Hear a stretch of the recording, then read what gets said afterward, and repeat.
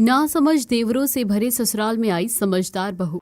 सुबह सुबह ऑफिस जाने के लिए तैयार विनय अपने पापा नरेंद्र के साथ डाइनिंग हॉल में बैठा बटर टोस्ट का नाश्ता कर रहा था। तभी कॉलेज जाने के लिए तैयार उसके छोटे भाई निखिल, आकाश, राहुल, विनी, अर्जुन और दीपक किचन से sprouts, boiled eggs, banana shake, upma, pizza और बर्गर लिए वहां आते हैं। और भैया आप ये कैसे नाश्ता कर रहे हो? देखो नाश्ता ऐसे नहीं किया जाता। निखिल हवा में चना उछालता है और खाने की कोशिश करता है, लेकिन चना जमीन पर गिर जाता है। तू हट, तुझे भी नहीं आता, देख कैसे खाया जाता है। आकाश राहुल के मुंह में निशाना लगाकर चना फेंकता है, लेकिन उसका निशाना भी चूक जाता है। अरे तुम्हें कुछ नहीं आता, हटो अब मैं दिखाता हूँ। विनी अर्जुन के मुंह में पिज्जा स्लाइस फेंक कर मारता है और अर्जुन दीपक के ऊपर बनाना शेक उड़ेल देता है। देखते ही देखते फूड फाइट शुरू हो जाती है और उन सब के कपड़े खराब हो जाते हैं। पूरा नाश्ता फर्श में और फैल जाता है। अरे ये तुम क्या कर रहे हो? तुम्हारे कपड़े गंदे हो गए और पूरा हॉल गंदा हो गया है। साफ तुम ही करोगे और तुम्हें कॉलेज भी जाना है।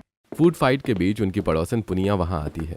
तभी विनी राहुल के मुंह पर पिज्जा स्लाइस फेंकता है और राहुल नीचे झुक जाता है। वो पिज्जा स्लाइस सीधा पुनिया के मुंह पर जाकर लगता है। कुछ भी कहो, बच्चे पिज्जा बहुत अच्छा बनाते हैं। पुनिया के मुंह में पिज्जा स्लाइस देखकर नरेंद्र, बहन जी, अपने बच्चों की तरफ से मैं आपसे माफी मांगता हूँ। आप तो जानती ही हो कि मेरे बच्चे कितने नासमझ हैं। हाँ जानती हूँ, इसलिए तो मैं इनकी हरकतों का बुरा नहीं मानती। अरे बिन माँ के पले बड़े हैं तो इन्हें दुनियादारी का कुछ पता नहीं है। भाई साहब, अपने बड़े बेटे की शादी क्यों नहीं कर देते हो? बहू आएगी तो वो उन्हें समझाएगी। आपका बड़ा बेटा ही है अपने भाइयों से सबसे समझदार। मैंने नाश्ता कर लिया है, मैं जा रहा हूँ, ऑफिस के लिए देर हो रही है। सैंडविच खाता हुआ विनय वहां से उठकर ऑफिस के लिए निकल जाता है। देखा बहन जी, मेरा बड़ा बेटा शादी की बात सुनकर ऐसे भागता है जैसे उसका दिल निकालकर बेचने की बात चल रही हो। अरे आप उसे छोड़िए ना बहन जी, आप ये बताइए कि आप यहाँ किस काम से आई हो? पुनिया अपने साथ लाई हुई टिफिन खोलकर उसके अंदर रखे आलू के पराठे नरेंद्र को दिखाती है और आज मेरी बहू ने नाश्ते में आलू के पराठे बनाए हैं, वो वही लेकर आई हूँ, सोचा बच्चे खा लेंगे। अच्छा ठीक है। पराठे देकर पुनिया अपने घर चली जाती है और इधर ऑफिस से बंक मारकर विनय अपनी प्रेमिका मीरा से मिलने रेस्टोरेंट में पहुंच जाता है। वो दोनों टेबल पर बैठे कॉफी पीते हुए आपस में बातें कर रही थी। आखिर कब तक हम छुप छुप कर इस तरह मिलते रहेंगे? मुझे डर है कि अगर किसी दिन घर वालों को पता चल गया तो न जाने क्या होगा। तभी वहाँ वेटर नेहा आती है और कप केक टेबल पर रखती है। जब तुम दोनों को इतना ही डर है पकड़े जाने का तो शादी कर लो, दुनियादारी का डर ही खत्म। इतना बोलकर नेहा वहाँ से दूसरे टेबल पर चली जाती है। आइडिया तो बहुत अच्छा है, बताओ कब कर रहे हो शादी? मैं तुमसे शादी करना तो चाहता हूँ, लेकिन तुम्हें पता तो है कि मेरे 6 भाई हैं और पापा। हाँ जानती हूँ, तो इसमें बुराई क्या है? अरे तुम मेरे भाइयों के बारे में अच्छी तरह से जानती नहीं हो। तुम्हें जानकर मैंने अंदाजा लगा लिया है कि तुम्हारे भाई भी तुम्हारी तरह स्वीट, केयरिंग और मैच्योर होंगे। तुम जैसे सोच रही हो मेरे भाई वैसे बिल्कुल नहीं है। मुझे तुम्हारा कोई भी बहाना नहीं सुना, बताओ मुझसे शादी करोगे या नहीं? ठीक है, अगर तुम्हारी इच्छा यही है तो मैं भी तैयार हूँ। वो दोनों कुछ देर तक रेस्टोरेंट में क्वालिटी टाइम स्पेंड करते हैं और फिर अपने अपने घर लौट जाते हैं। विनय के पापा तो उसकी शादी करवाना ही चाहते थे। मीरा भी अपने घर वालों को मना लेती है। धूम धड़ाके से विनय बारात लेकर मीरा के घर पहुंचता है। मंडप में सभी रस्में हो जाने के बाद दूल्हा दुल्हन मीरा और विनय साथ फेरे ले रहे होते हैं और विनय के सभी भाई उन दोनों पर मस्ती भरे अंदाज में फूल बरसाते हैं। मेरे 6 देवर कितने क्यूट हैं, एकदम छोटे बच्चों जैसे। सोचती हुई मीरा विनय के साथ फेरे लेती है और उसके साथ विदा होकर अपने ससुराल पहुंच जाती है, जहां पहले से ही उसके सभी घरवाले और पड़ोसने सीमा और पुनिया उसके गृह प्रवेश की तैयारी कर चुके थे। दहलीज पर विनय के साथ खड़ी मीरा से पुनिया दहलीज पर रखे चावल के कलश की तरफ इशारा करके, बहू ये कलश गिराकर गृह प्रवेश करो। भाभी जी, कलश गिराकर गृह प्रवेश क्यों करेंगी? अरे ना समझ नहीं, बहू पहली बार घर में कलश गिराकर ही गृह प्रवेश करती है। अच्छा। अरे तुम इस बेवकूफ को क्या दुनियादारी समझा रही हो? ये पड़ोस ने मेरे देवर के बारे में कैसी कैसी बातें कर रही हैं। मीरा सोच ही रही थी कि तभी उसका सबसे छोटा देवर दीपक उसके पास आता है और एक आर्टिफिशियल गुलाब उसकी तरफ बढ़ाता है। वेलकम होम भाभी जी, ये लो आपके लिए मेरी तरफ से ये गुलाब। मीरा दीपक से गुलाब ले लेती है। थैंक यू मेरे प्यारे देवर जी। अरे भाभी जी, आप सुंदर तो देखो, खुशबू कैसी है, अच्छी है या नहीं? मीरा जैसे ही फूल अपने चेहरे के पास ले आती है वैसे ही उसमें से पानी की धार निकलती है और उसके चेहरे पर पड़ती है और मीरा एकदम से चौंक जाती है। ये क्या था? मीरा के सभी देवर एक साथ जोर जोर से हंसने लगते हैं। अरे नालायक, ये कैसा मजाक है? कोई अपनी भाभी के साथ ऐसा मजाक करता है क्या? ये मेरा नहीं, आकाश का आइडिया था पापा। बहू, तुम अपने देवरों की हरकतों तो समझ ही गई होगी। तुम्हारे देवर कितने नासमझ हैं। तुम समझदार हो, अब तुम्हें ही इन्हें संभालना है। भाई साहब, जब आप अपने बेवकूफ बच्चों को समझदार नहीं बना पाए तो नई बहू से क्या उम्मीद करते हो? मुझे तो नहीं लगता कि आपके बेटे समझेंगे। वो तो पागल और बेवकूफ हैं। अरे तुम्हें क्या लेना देना है? नरेंद्र भाई साहब के बच्चे कैसे भी हो, तुम यहाँ बहू का गृह प्रवेश करवाने आई थी। अब करवा दिया ना तो अपने घर जाओ। हाँ हाँ, जा रही हूँ। तुनक कर सीमा वहां से चली जाती है। सीमा के जाने के बाद पूनिया मीरा के पास आती है और उसके दोनों हाथ पकड़कर, बहू, मैं अब जा रही हूँ। देख, तेरे देवर बेवकूफ और पागल नहीं, बस थोड़े ना समझ है। बिन माँ के बच्चे हैं ना, तो तुझे ही अभी नहीं समझना है और दुनियादारी के बारे में बताना है। मीरा को समझाकर पुनिया भी अपने घर चली जाती है। बहू, अब तुमने अपने नासमझ देवरों के बारे में जान ही लिया है, तो अब आराम कर लो। बाकी घर की सारी जिम्मेदारियां मैं तुम्हें कल समझा दूंगा। तब विनय मीरा को अपने कमरे में ले जाता है। कमरे में पहुंचते ही, तुमने मुझसे ये बात क्यों छुपाई? कौन सी बात? यही कि 6 भाई ना समझ, बेवकूफ या पागल जो भी हैं। देखो, मेरे भाई ना पागल है ना बेवकूफ है, वो बस नासमझ है। और मैंने तुम्हें बताने की कोशिश की थी, तुमने ही मेरी बात नहीं सुनी। मैं तो फंस गई हूँ। मैंने सोचा था कि मेरे सभी देवर समझदार होंगे, लेकिन ये तो ना समझ है। देखो, तुम ऐसा समझ लो कि तुम्हारे साथ छोटे बच्चे हैं, नासमझ है, और तुम्हें एक माँ की तरह उनकी देखभाल करनी है और उन्हें आज की दुनिया के हिसाब से ढालना है। और मुझे पूरा यकीन है तुम पर, तुम ये कर लोगी। तुम समझदार हो बहुत। ठीक है, लेकिन अगर नहीं कर पाई तो? तुम तो कोशिश करने से पहले ही हार मान रही हो। कोशिश करने से पहले कैसे पता चलेगा? ठीक है, तुम कहते हो तो तुम्हारी बात मान लेती हूँ। अब जल्दी से सो जाओ, कल सुबह से बहुत सारी जिम्मेदारी संभालनी है तुम्हें। मीरा लहंगा चेंज करके नाइट ड्रेस पहनकर सो जाती है और अगली सुबह उठकर नहा धोकर नई साड़ी पहने और सुहागन का श्रृंगार किए जैसे ही वो किचन में जाती है तो देखती है कि उसके सभी 6 देवर कॉलेज के लिए तैयार वहां पहले से ही मौजूद हैं और उन्होंने सैंडविच, फ्रेंच फ्राइज, समोसे, कचौड़ी, मंचूरियन और चाय बना ली है। अर्जुन जैसे ही मीरा को देखता है उसकी तरफ सैंडविच बढ़ा देता है और, भाभी जी, ये सैंडविच टेस्ट करके बताओ ना, अच्छा बना है या नहीं? अर्जुन के हाथ से सैंडविच लेकर जैसे ही मीरा उसे खाने वाली होती है, विनी उसका हाथ पकड़ लेता है और, अरे भाभी जी, सैंडविच ऐसे नहीं खाते। तो फिर कैसे खाते हैं देवर जी? मैं आपको खाने का सही तरीका बताता हूँ। जैसे ही आकाश मीरा के हाथ से सैंडविच लेता है वैसे ही वहां नरेंद्र पहुंच जाता है। अरे तुम यहाँ क्या कर रहे हो? चलो जाओ यहाँ से। तुम्हारी भाभी की पहली रसोई की रस्म है, आज सिर्फ वो हम सबके लिए कुछ स्पेशल बनाएगी। ठीक है, हम जा रहे हैं। भाभी जी, हम नाश्ता करने का सही तरीका आपको बाद में बताएंगे। मीरा के सभी देवर वहां से चले जाते हैं। बहू, तुम इन नासमझों की बातों पर ध्यान मत दो और अपनी पहली रसोई की रस्म अच्छे से करो। जो तुम्हें सही लगे वो बनाओ। ठीक है पापा जी। मीरा को समझाकर नरेंद्र वहां से चला जाता है। मीरा देखती है कि उसके देवरों ने पहले से ही सैंडविच, फ्रेंच फ्राइज, समोसे, कचौड़ी, मंचूरियन और चाय बना दी है। वैसे मेरे देवरों ने काफी कुछ बना दिया है, तो मैं सिर्फ मीठा ही बना देती हूँ। मीरा फटाफट खीर बनाती है और हॉल में बैठे अपने सभी देवरों, पति और ससुर को अपने देवरों के बनाए खाने के साथ सर्व करती है। मैंने सिर्फ खीर बनाई है, बाकी का सारा कुछ तो देवरों ने बना दिया था। आप सब खीर खाकर बताइए कैसी बनी है। मीरा की बात मानकर विनय और नरेंद्र खीर खाने लगते हैं, लेकिन उसके सभी देवर एक दूसरे की तरफ देखकर मन ही मन मुस्कुराते हैं। क्या हुआ देवर जी, आप एक दूसरे को देखकर मुस्कुरा क्यों रहे हो? कोई जोक याद आ गया है क्या? नहीं भाभी जी, हमें जोक याद नहीं आया। हम ये सोच रहे थे कि हम में से कौन आपको नाश्ता करने का सही तरीका बताएगा। अच्छा, नाश्ता करने का सही तरीका क्या है, मुझे बताओ। मीरा के ऐसा बोलते ही वो सभी एक दूसरे के मुंह पर समोसे, कचौड़ी और मंचूरियन फेंककर मारने लगते हैं। इन सब में वो सभी फूड फाइट शुरू कर देते हैं। ये आप सब क्या कर रहे हो? भाभी जी, यही तो नाश्ता करने का सही तरीका है। फूड फाइट में उन सभी के कपड़े गंदे हो जाते हैं और खाना फर्श पर फैल जाता है। अरे रुक जाओ तुम सब, तुम्हारे कपड़े गंदे हो रहे हैं, फर्श पूरा गंदा हो गया है, ये साफ कौन करेगा? निखिल का अपने मुंह की तरफ फेंका हुआ समोसा मुंह से कैच करके विनी खाने लगता है और, भाभी जी, नाश्ता तो कर लेने दो, उसके बाद हम साफ कर देंगे। शांत। मीरा के चिल्लाने पर फूड फाइट रुक जाती है और उसके सभी देवर छोटे बच्चों की तरह मासूमियत से उसकी तरफ देखने लगते हैं। ये क्या, आप तो बिल्कुल छोटे बच्चों की तरह नाश्ता कर रहे हो और एक दूसरे के कपड़े भी खराब कर दिए। अब जाओ जल्दी से नहा कर आओ, तब तक मैं हॉल साफ कर देती हूँ। मीरा के कहने पर उसके सभी देवर अपने कमरे में नहाने चले जाते हैं।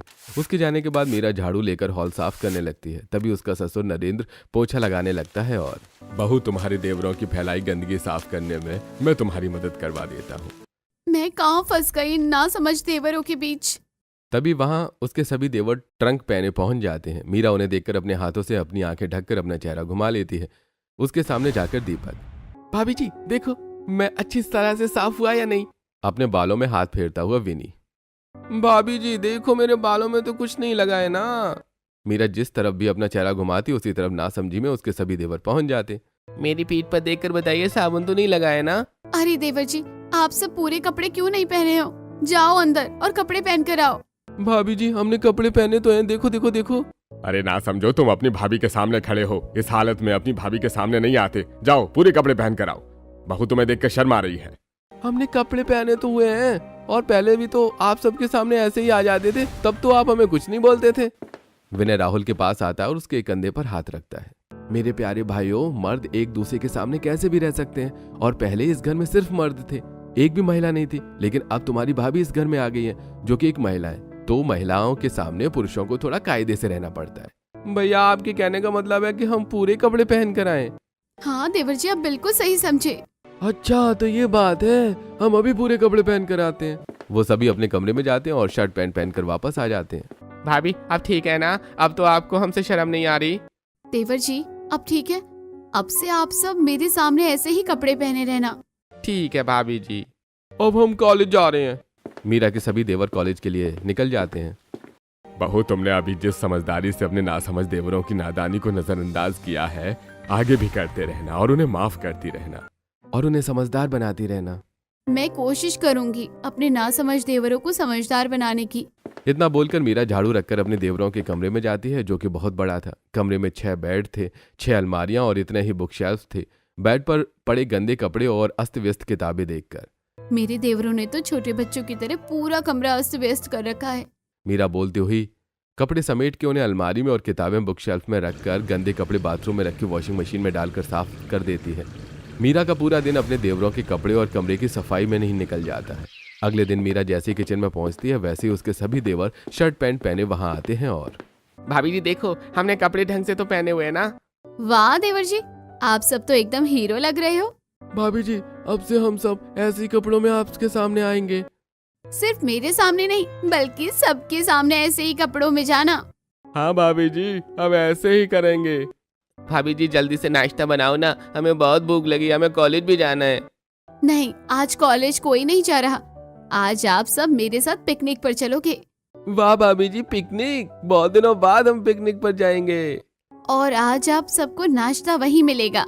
मीरा सैंडविच, नमकीन, वेजिटेबल रोल और मैक्रोनी बनाकर अपने साथ पिकनिक पर ले जाती है।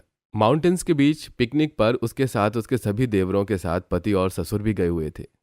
भाभी जी हमें बहुत भूख लगी है, अब तो कुछ खाने को दो ना। मीरा एक चादर बिछाती है और अपने सभी देवरों को उस पर बिठाकर उन्हें सैंडविच, नमकीन और सलोनी देती है। और आदत से मजबूर खाते हुए वो फूड फाइट शुरू कर देते हैं। देखते ही देखते सभी सैंडविच, सारा नमकीन और सलोनी खत्म हो जाते हैं। भाभी जी सब खत्म हो गया, अब हम क्या खाएंगे? देवर जी, मैंने थोड़ी ना कहा था कि आप खाने के साथ फूड फाइट करो। मैंने तो खाने के लिए ही दिया था। भाभी जी प्लीज कुछ करो ना, हमें बहुत भूख लगी है। अच्छा ठीक है, आप सब मेरे हिस्से का खा लो। फिर आप क्या खाओगे? आप तो भूखी रह जाओगी। देवर जी, ये बात छोटे बच्चों की तरह ना समझी से फूड वेस्ट करते समय सोचनी चाहिए थी ना। बोलती हुई मीरा अपने हिस्से के सैंडविच, सलोनी और नमकीन देती है। भाभी जी हम सब साथ में खाते हैं ना, ऐसे में आप भी भूखी नहीं रहोगी। ठीक है देवर जी, लेकिन अगली बार ध्यान से रखना कि खाना शांति से खाना, और खाना वेस्ट करना अच्छी बात नहीं होती है। तब विनय और नरेंद्र अपना हिस्सा उन सबके साथ शेयर करते हैं। भाभी जी अब से हम कभी भी बच्चों की तरफ फूड वेस्ट नहीं करेंगे। अरे वाह मेरे नादान देवर जी, आप तो बहुत जल्दी समझ गए। भाभी जी हमें ऐसे पहले कभी किसी ने नहीं समझाया, नहीं तो हम कब का समझ गए होते। मीरा अपने नासमझ देवरों को जो समझाना चाहती थी वो उसने समझा दिया था, और वो सभी समझ भी गए थे। अगले कुछ दिनों तक मीरा अपने नासमझ देवरों को उठना बैठना, लोगों के सामने कैसे पेश आना और दुनियादारी की बहुत सी बातें समझा देती है। फिर एक दिन जब मीरा के सभी देवर कॉलेज, सुपरमार्केट और पति ऑफिस में गए थे, तभी मिठाई का डिब्बा लिए सीमा आती है और हॉल में बैठी मीरा को मिठाई देते हुए। मेरे बेटे ने पूरे कॉलेज में टॉप किया है, उसी की खुशी में मिठाई खिलाने आई हूँ। बधाई हो आंटी जी। तुम्हारे उन बेवकूफ देवरों का तो कुछ पता नहीं चलता, क्या क्या करते रहते हैं, कभी पास होते भी है या नहीं। मीरा के पास उसकी बात का कोई जवाब नहीं था। ताना मारकर सीमा अपने घर चली जाती है। इस तरह कुछ दिन और बीत जाते हैं और फिर एक दिन शाम को ट्रे में 6 कप चाय लेकर मीरा बालकनी में बाहर की तरफ मुंह किए हुए खड़े लोअर और टी शर्ट पहने अपने सभी 6 देवरों के पास जाती है और मेरे प्यारे देवर जी, ये लो शाम की चाय पियो। वो सभी गाल पर हाथ रखे पलटते हैं। देवर जी, आपके चेहरे लटके हुए क्यों हैं? और ये आप सब ने गाल पर हाथ क्यों लगा रखा हुआ है? क्या छुपा रहे हो? कहीं किसी लड़की ने आपके गालों पे चुम्मी तो नहीं दे दी, जिसके निशान आप सब मुझसे छुपा रहे हो?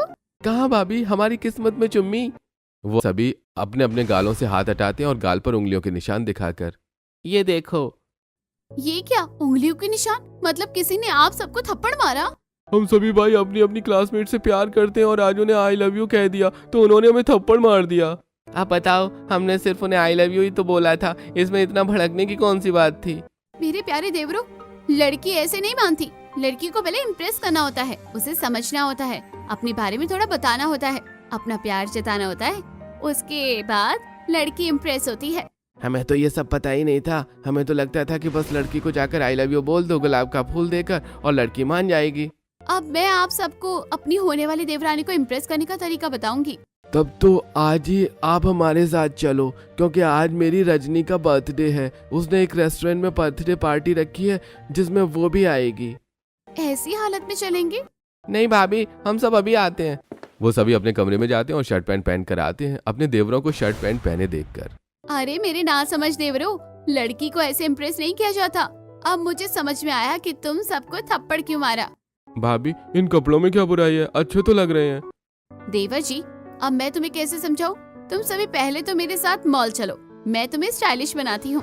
मीरा अपने सभी देवरों को मॉल लेकर जाती है। वो वहाँ उनके लिए formal shoes, black trouser, white shirt, black pant, watch और बो टाई खरीदती है। मीरा के सभी देवर जैसे ही उसके खरीदे हुए कपड़े पहनकर उसके सामने आते हैं। वाह मेरे देवर जी, अब लग रहे हो एकदम स्टाइलिश जेंटलमैन। अब तुम्हें कोई भी लड़की मना नहीं कर सकती। मीरा के सभी देवर उसे उस रेस्टोरेंट के सामने ले जाते हैं जहाँ रजनी ने अपनी बर्थडे पार्टी रखी थी। देवर जी, आप सब यहीं रुको, मैं कुछ गिफ्ट लेकर आती हूँ। मीरा के वहां से जाते ही एक पैर घुटने से मोड़कर लोअर के अंदर छुपाए अपाहिज होने का नाटक कर रहा भिखारी लंगड़ाता आनंद उसके पास आता है और भैया देखो ना, मैं बहुत लाचार हूँ। एक्सीडेंट में मेरा एक पैर कट गया था, मैं कुछ काम नहीं कर सकता। थोड़ी मदद कर दोगे तो आपको बहुत आभार होगा। भैया, हम आपकी मदद तो करना चाहते हैं, लेकिन हमारे पास तो पैसे ही नहीं है, तो कैसे करें? भैया आप बहुत दयालु हैं। आप अगर मेरी मदद करना चाहते हैं तो आप अपने महंगे कपड़े, घड़ी और जूते बेचकर भी कर सकते हैं। किसे बेचें? कौन खरीदेगा? उन सभी की बातें पास ही खड़ा विजय सुन रहा था। वो उनके पास आता है और अरे मैं हूं ना, मैं आपके कपड़े की सही कीमत लगा दूंगा। भाई साहब, आपने तो हमारी बहुत बड़ी प्रॉब्लम सॉल्व कर दी। वो जैसे ही अपने ब्लेजर उतारकर विजय को देने वाले होते हैं तभी गिफ्ट्स लेकर मीरा उनके पास आती है और ब्लेजर उनके हाथ से लेकर। अरे देवर जी, आप सब ये क्या कर रहे हो? हम इस बेचारे की मदद कर रहे हैं। देखो ना भाभी, इसका एक पैर नहीं है। आप लोग ना सच में बिल्कुल ना समझ और भोले हो। ये देखो, ये कोई अपाहिज नहीं है, तुम्हें बेवकूफ बना रहा है। बोलते हुए मीरा आनंद की लोअर नीचे कर देती है और उसका घुटने से मुड़ा और रस्सी से बंधा पैर सबको दिख जाता है। पोल खुलते ही आनंद और विजय भाग जाते हैं। देखो मेरे ना समझ देवरों, ये लोग ऐसे ही भोले भाले लोगों को बेवकूफ बनाते हैं और फिर जिन्हें सच में मदद की जरूरत होती है उनकी कोई मदद नहीं करता। अरे उसका भागना तो समझ में आया, क्योंकि वो हमें बेवकूफ बना रहा था, लेकिन वो दूसरा वाला क्यों भागा? क्योंकि वो उसका साथी था। वो दोनों मिलकर आप सबको बेवकूफ बना रहे थे। लेकिन अब मेरे होते हुए आपको कोई बेवकूफ नहीं बनाएगा। मीरा उन सभी को समझा ही रही थी कि तभी उसके देवरों की सभी प्रेमिकाएं कार से उतरकर रेस्टोरेंट के पास पहुंच जाती हैं। भाभी जी देखो, वो रही जिनसे हम प्यार करते हैं। ठीक है, आप सभी यहीं रुको, मैं आती हूँ उनसे बात करके। मीरा अपने देवरों को वहीं रुकने का बोलकर रजनी, पायल, रूपा, मालती, प्रियंका और आरती के पास जाती है, कुछ दूर खड़े अपने देवरों की तरफ इशारा करके। ये सभी मेरे देवर हैं। उन्होंने आपको प्रपोज किया था और आपने उनका प्रपोजल रिजेक्ट कर दिया था। दीदी, आपके देवर अच्छे हैं, हमें क्यूट लगते हैं। उनका बचकाना हरकतें हमें पसंद नहीं। हमें उनके साथ टाइम स्पेंड करना अच्छा लगता है, लेकिन इन नासमझों के साथ लाइफ स्पेंड करने का हम नहीं सोच सकते। हमें समझदार और मैच्योर लाइफ पार्टनर चाहिए। हम जिंदगी भर बच्चों की आया बनकर नहीं रहना चाहती। आप लोगों की बात तो सही है, मेरे देवर जी हैं तो ना समझ। आप सबने उनकी ना समझी ही देखी, उनका दिल नहीं देखा। भाभी जी, दिल में क्या रखा है? और वैसे भी आजकल दिल कौन देखता है? अपने देवरों के बारे में इन सभी की सोच जानकर मीरा उनसे ज्यादा और कुछ नहीं कहती। वो अपने देवरों के पास आती है और देवर जी, अगर आपको कोई चीज नहीं पसंद आती है तो आप उसके साथ क्या करते हैं? भाभी जी हम उस चीज की तरफ देखते भी नहीं हैं। तो फिर उन लड़कियों ने भी तुम्हारे साथ वैसा ही किया है। तुम उन्हें पसंद नहीं हो इसलिए। भाभी जी उन्होंने बिल्कुल सही किया, जरूरी थोड़े ना है कि हम उन्हें पसंद करते हैं, वो भी तो हमें पसंद करें। देवर जी आप सब तो बहुत समझदार हैं। जो बात समझने में लोग पूरी जिंदगी निकाल देते हैं फिर भी वो नहीं समझ पाते, वही बात आप सब इतनी जल्दी समझ गए हो। जिंदगी का सबसे बड़ा लाइफ लेसन लेकर मीरा अपने देवरों के साथ घर वापस आती है। कुछ दिन बीत जाने के बाद एक रात 1 बजे मीरा पानी पीने के लिए अपने रूम में जब किचन की तरफ जाती है तो उसे अपने देवरों के कमरे का दरवाज़ा खुला हुआ और लाइट्स ऑन दिखती हैं। मीरा उनके कमरे में जाती है और किताब चेहरे पर रखे सोए हुए अपने देवरों को देखती है। मेरे प्यारे देवर जी इतनी पढ़ाई किस लिए कर रहे हो, क्या हासिल करना चाहते हो? वो सभी सिर्फ आंख बंद किए हुए लेटे थे। भाभी जी हमारी नासमझी की उम्र में ही हमारी मम्मी गुजर गई, फिर हम उनके बिना पले बड़े। पापा काम की वजह से हम पर ध्यान नहीं दे पाए, जिस वजह से हम दुनियादारी की बातें नहीं सीख पाए और दुनिया वालों की नज़रों में नासमझ ही बने रहे। लेकिन आपके आने के बाद हमें पता चला सामाजिक ताना क्या होता है, समाज के सामने कैसे सभ्य बनकर रहा जाता है। हमें तो आप मिली, लेकिन हमारी तरह कितने ही लोग हैं जिन्हें प्रॉपर गाइडेंस न मिलने की वजह से दुनिया उन्हें ना समझ, पागल या न जाने क्या क्या कहती है। हम उनके लिए कुछ करना चाहते हैं, हम ना एक काउंसलिंग फॉर्म खोलना चाहते हैं, लेकिन हमें पता नहीं है कि यह हम कैसे करें। आपकी फर्म की रजिस्ट्रेशन और जो भी जरूरी प्रोसीजर होगा उसमें मैं आपकी हेल्प करूंगी। इतना बोलकर मीरा अपने कमरे में जाती है और अगले दिन नई फर्म ओपन करने की सभी प्रोसीजर फॉलो करके गवर्नमेंट को एक एप्लीकेशन लिखती है। इस बात को कुछ दिन बीत जाते हैं और फिर एक दिन मिठाई का डिब्बा लिए एक बार फिर उनकी पड़ोसन सीमा आती है और हॉल में बैठे मीरा और नरेंद्र को मिठाई देते हुए। मेरे होशियार बेटे की विदेश में नौकरी लग गई, वो कल ही ऑस्ट्रेलिया जा रहा है और तुम्हारे बेवकूफ देवर क्या ही कर रहे हैं। मीरा सीमा की बात का कोई जवाब दे पाती उससे पहले ही उसके सभी देवर बेहद खुशी से झूमते हुए वहां आते हैं और वो सभी मीरा को गोद में उठा लेते हैं। भाभी जी आपकी वजह से हमारी फर्म रजिस्टर हो गई है। अब हम अपने जैसे न जाने कितने लोगों की मदद कर सकेंगे। वो सभी मीरा को नीचे उतारते हैं। हाँ तो आंटी जी आप क्या कह रही थी, आपका बेटा समझदार और मेरे देवर ना समझ है। आंटी जी आपका समझदार बेटा आपको छोड़कर विदेश में जाएगा और मेरे ना समझ देवर लोगों की मदद करेंगे। अब आप ही बताइए कौन समझदार है और कौन ना समझ। अरे भाभी जी आप भी कहाँ सीमा आंटी जी को समझाने में पड़ रही हो, आप चलो हमारे साथ। और पापा आप भी। मीरा और उसके ससुर को उसके सभी देवर एक क्लास में ले जाते हैं जहां उन्हीं की तरह ना समझ ललित, तुषार, पंकज, राजीव और उमेश की तरह बहुत से लोग मौजूद थे। आज अगर आप सब इस क्लास में बैठे हैं तो ये हमारी प्यारी और समझदार भाभी की वजह से मुमकिन हो पाया है। जब पूरी दुनिया ने हमारी नासमझी और नादानी को पागलपन और बेवकूफ़ी कहकर हमारा मजाक उड़ाया, तब हमारी भाभी ने हमारी नासमझी को समझकर हमें समझदार बनाया। और अब आप सभी कुछ ही दिनों में दुनिया के साथ कदम से कदम मिलाकर चल सकोगे। अरे मेरी समझदार बहू ने मेरे नासमझ बेटों को समझदार बना दिया। ये समाज हर उस इंसान को पागल या नासमझ कहता है जो उनके नजरियों को छोड़कर अपने नजरिए से जिंदगी जीता है। यही बात समझकर 6 नासमझ देवरों को उनकी समझदार भाभी ने उन्हें नासमझ से समझदार बना दिया।